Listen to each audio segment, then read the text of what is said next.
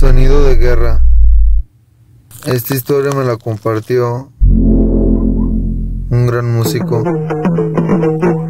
y dice así: hace muchos años, una tribu de África decidió expandir su colonización, dando esclavitud a sus comunidades vecinas.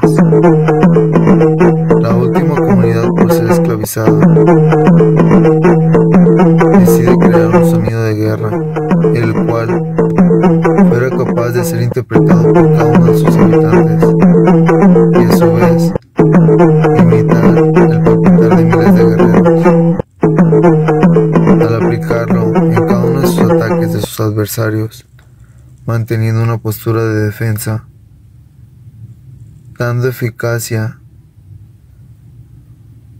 a los errores de sus adversarios. Deciden continuar a lo largo de 4 días. En el cuarto día deciden mandar un grupo de espías élites a observar al adversario, dándose cuenta que había detenido sus ataques y observando que estaba totalmente desgastado, rendido por el desgaste físico, sometiéndolo y dando fin a esta colonización.